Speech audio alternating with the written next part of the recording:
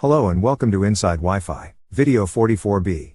What is a BSS and ESS? As you progress through the technical layers of wireless networking, understanding the basic service set is an important milestone for any aspiring Wi-Fi professional. What is a basic service set?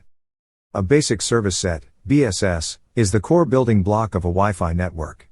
It consists of a group of wireless devices that communicate with one another through an access point, AP.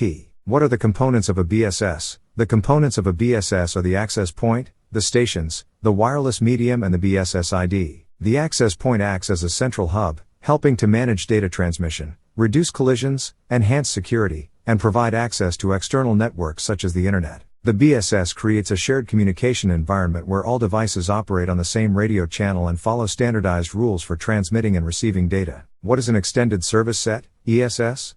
An extended service set is a collection of multiple basic service sets connected together to form a single, larger Wi-Fi network. In an ESS, multiple access points each representing its own BSS are interconnected through a distribution system, typically a wired network like Ethernet.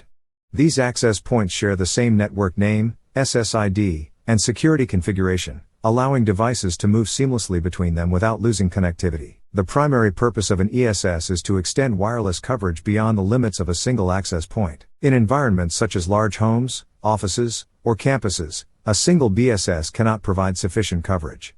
By combining multiple BSS into an ESS, users can maintain a stable connection while moving, as their devices automatically connect to the access point with the strongest signal. An ESS provides broader coverage, smoother roaming, and better scalability by integrating multiple BSS into one unified network. In our next video, let's see what is a regulatory domain in Wi-Fi. Thank you for watching.